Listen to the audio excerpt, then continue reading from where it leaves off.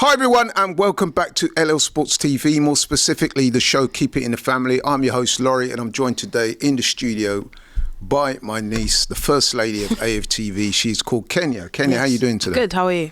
I'm alright, man. Yeah. First game of the Premier League season now out the way.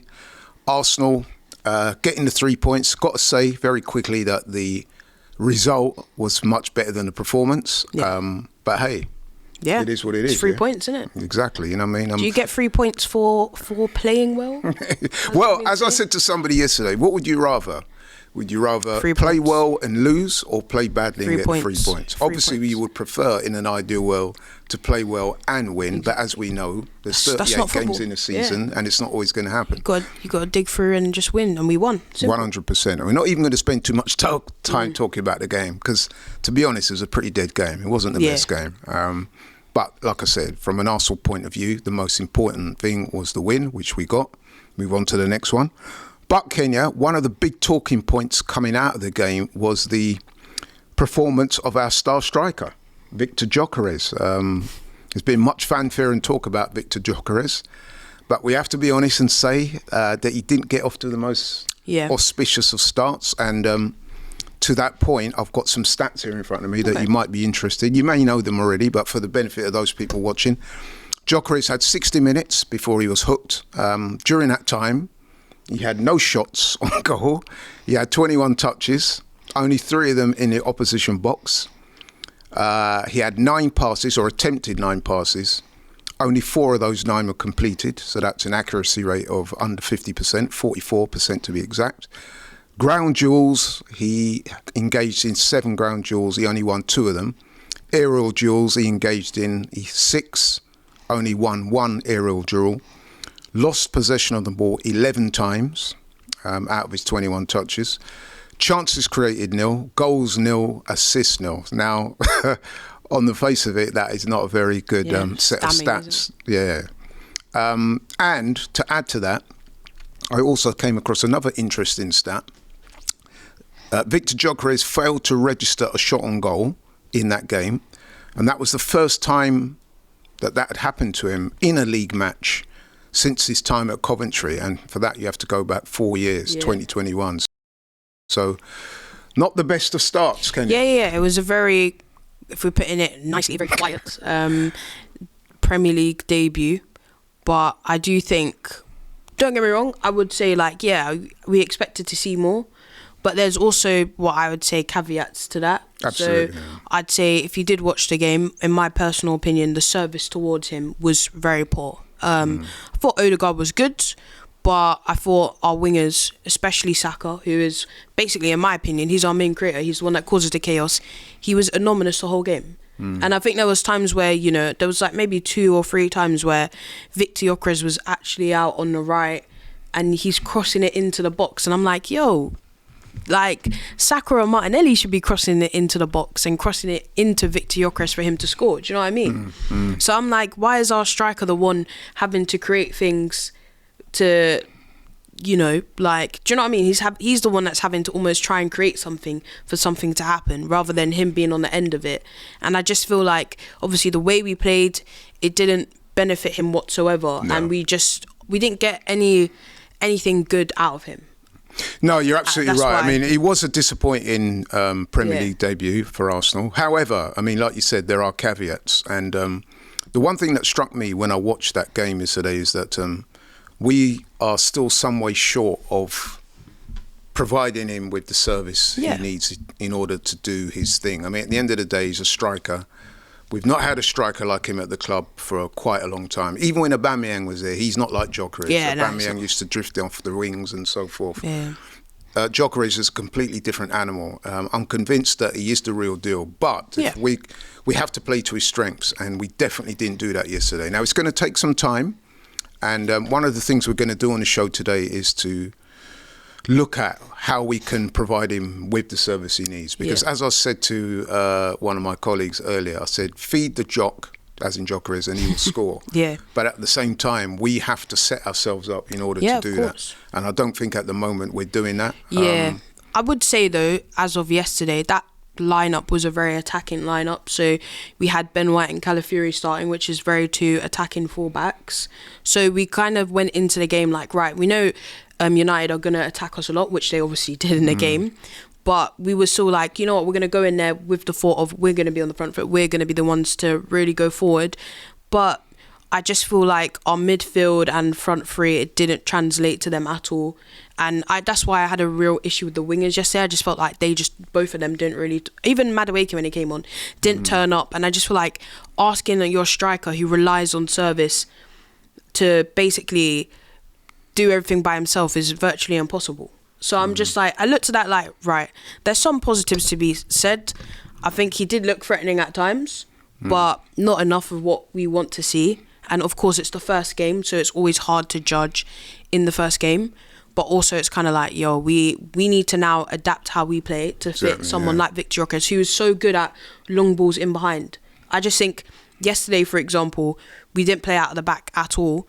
It would have been nice maybe for a long ball over the top from Raya maybe to Viktor Gyokores, who's so good at that. Yeah, I must admit, I'm somewhat surprised because like, we knew what he was before he came here, and I'm sure Arsenal would have watched him over and over and over again. They would have spent countless hours watching this guy and countless...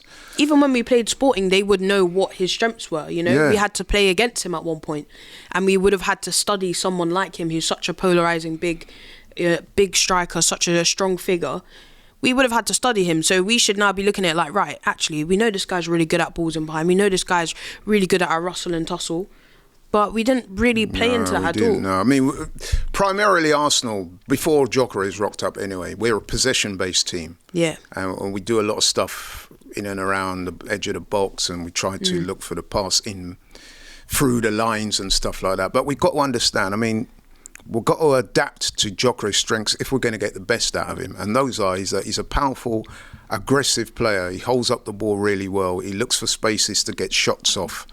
We need to play to his strengths, you know what I mean? He's a typical target man. He shields the ball well. He brings other players into play. He looks to find gaps in between defenders. He makes those little short, explosive runs. So he needs the service. He's not going to do it on his own. You know what I'm saying? He's not a Havertz where Havertz drops in to collect the ball and does a lot of link-up play and things like that. Like, he's not that. He is almost, as you said, he is your traditional number 9. Like, I'm up front, you pass me the ball, I'm going to try and score. That's what he is. And we need to, like you said, really work on that. I think we've just spent so long without a striker. We're kind of now like, I don't know, we almost don't know how to play with one. But I mean, our DNA is a possession-based team. We've been used to being playing that style for many years, and the manager is a stickler for that. We all know that. But what I'm saying is we're going to have to adapt if we're going to get the best out of Jockarez. Or to be fair, this experiment might not work, and that would be a real shame, because I personally do believe that Jockarez is quality. Yeah, so do I. We saw in the previous game against Athletic when Zubimendi provided him with a header. Yeah. With the ball into the box, and he headed it in. And even in that game, he didn't have many touches, but he scored. Yeah, exactly. So we need to be more direct, is what I'm saying. Yeah. I mean, Jockarez's primary instinct is to be in the penalty area, to make runs, like I said, short, explosive runs into the box. Whoever's got the ball has got to be looking up and trying to find him. You know, I mean, you're not always going to find him because, you know, I mean, defenders are going to try and close him down and stuff like that. But we have to play to his strengths. We're going to get the best out of him. Otherwise, I fear for him, man. You know what I mean? Because he is not... it's like some of the other strikers we've had in the past. He's a very different animal. Yeah, of course. And the wingers have got to adjust their instincts, and have got to, as soon as they get the ball, they've got to be... He's got to be in their peripheral vision. Yeah. You know what I'm saying? To put that pass through to him. And it's got to be early as well. Because I noticed yesterday a couple of times the wingers picked up the ball. You could see Jockarez making a run and he's not getting the ball. Yeah. And then, you know, surprise, surprise, he doesn't play that well. And people saying, he's this. Come on, man. Exactly. I do accept, though, Kenya, it is going to take time, because these things, it's going to take time. That's another thing I was going to say. I don't even know if he's 100% fit. We saw him come off at 60 minutes. He's not had a pre-season with us. Do you know what I mean? He played basically one game, and even in that, I didn't even think he played 90 minutes in that. Yeah, he didn't. True, yeah. So we're talking about someone who came in quite late into our pre-season, essentially. I mean, Mikel Arteta has said even before the game, he's like, look, we have to consider that he's not really been here for very long. I mean, it's a work in progress. We've got Leeds next. Hopefully against Leeds, you want to see that. You'd expect Arsenal to be much more attacking in that game because they're expected to win and just because of the prowess we have up going forward. But yeah, I just, because I would also say as well, right? Like, okay, he got hooked after 60 minutes, which means that Havertz came on and had 30 plus minutes. He did nothing either. Yeah. When he come on, by taking Jockarez off, that did not improve the potency of our attack. And that's no disrespect to Havertz. Yeah, no, I agree. It was just one of those days, man, where we didn't create anything. I actually just think that, that's why I'm not going to judge this performance too harshly just because I think the people that were supposed to provide the service didn't. I think Odegaard off the ball worked incredibly hard, but maybe on the ball had maybe made a few poor choices in terms of how he played the ball. Saka and Martinelli were just anonymous, essentially. Didn't do anything. Declan Rice, I thought he had a really poor game by his standard. Yeah. So these are all players that typically we're talking about get assists. I mean, even Declan Rice, although he was poor yesterday, he got an assist at the end of the day. But these are all... Well, that was more Bayern Deer's assist. I mean, how ironic is that? I mean, exactly. Anana's not available. Bayern Deer comes in and wets the bed. I mean, come on, bro. Yeah, man. And then they had the cheek to complain about Saliba. Yeah. Come on, bro. Come on, man. Bayern Deer basically palmed it over. Exactly. I mean, the look on they didn't really Calafiore's face when he scored, he's like, what? No, but I said to my dad at the time, I was like, not being funny here. Don't get me wrong. The way, if you saw how we had our corners, they did the same thing to Raya, but the difference is Raya just stood firm, he got up and he caught the ball. I'm like, they weren't even protecting their back post, so that's their issue. You should know by now, we're a very strong physical team. We're not going to get bullied. If you want to match us, I don't know if you saw what Chris Wilder did like an interview the other day talking about when Sheffield went to play us last season when we beat them 6-0 or whatever, or a couple of seasons ago. He's like, yeah, we're going to be super physical. And he was like, we got battered 6-0 because we tried to be physical with literally the most physical team in the league. You're not going to beat us on physicality. It's facts. Another thing for the naysayers as well, they were going on about Jockarez, but I seem to recall a lot of people was gassing up Sesko. What did he do? Yeah, he didn't do anything either. I mean, come on he's now. Wicked at end of crosses. Yeah. They literally sent him bare crosses. He did nothing. I think he had one shot on goal, or was it a header or something like that? And he headed it straight at Raya. Raya just caught it. So he wet the bed as well. You still need to give these players time. It's the start of the season. Do you know what I mean? Even players that have been in your squad maybe from last season or season before, they still need to acclimatise to their level of intensity. Think about it. Pre-season friendlies are nowhere near as intense as a Premier League game or just, actual competitive games in general. So on that first day, you never really know what's going to happen. Although on paper, Arsenal were favourites and we did win in the end, it's still like, they've been off. We haven't played like a proper competitive game since the last game of the season. That's right. And although Man United were the better team, I openly admit that. We were short. They played better. Yeah. Exactly. But they weren't brilliant either. In fact, let's be honest, it was a fairly low quality game. Yeah, I said to my friend already, because he was like, we did this. And I said, okay, that David Raya save for Cunha, incredible, fair enough. Well, he was the difference between the two sides, David Raya. Dorgu hit the post and then Mbeumo headed it straight at David Raya. Other than that, what else did you do? He couldn't tell me anything. So I'm like, we actually both teams in front of goal were quite poor. Yeah. We both didn't offer much. So in the end, it was just, as we say, football's a game of fine margins, and a fine margin. You know what the fine margin was? The goalkeepers. Exactly. Raya had a good game. Yeah, and Bayern Deer didn't. And Bayern Deer dropped the ball, literally. Yeah, literally. He flapped at it instead of catching it. And that was the difference between the two sides, because even though Man United had by far the most possession, had the most shots on goal, if you look at Arsenal's defensive record over the last couple of seasons, you will see that's probably the strongest element of our team. Last season we conceded the least amount of goals, 31 or 4 or whatever it was. Exactly. And yesterday, when we were under pressure, the defence held solid. Yeah. But to go back to the subject matter at hand, we've got to wrap up shortly, Kenya. I think, listen, we have to understand as fans, because I'm sure Arteta and the rest of the players do, that Jockarez is a different type of striker than what we used to. He thrives on service, and we need to make sure that we're a cohesive unit and try and get the ball to him at maybe not every opportunity, because, there isn't, you have to have different styles of playing and, you know, I mean, different strategies. But if we're going to get the best out of Jockarez, it's got to try and provide him in the service he needs. And at the moment, we're not really doing that. Like you said, the wingers didn't have a good game yesterday. Odegaard flitted in and out of the game. The work rate was there, but the quality wasn't. Yeah. So we're going to have to address that. Listen, it's week 1 of 38. Exactly. So some of the stuff I'm seeing online, some of the trolling, sprint, I'm like, do you know come on, bro. Like, you know what I mean? It's not a sprint. You got to pace yourself. Do you know what I mean? You don't want to burn yourself out. And as you said, it's literally the first game. First game of the season. Oh my God, we need to replace this person. I'm like, bro, first game. Don't get me wrong. There was a few negatives, but my thing was I took from it, like, even when we're bad, we can still win games. Imagine what we're gonna be like in a couple of games time when we've actually found our feet and we're maybe in flow state. Look what we have the potential to do.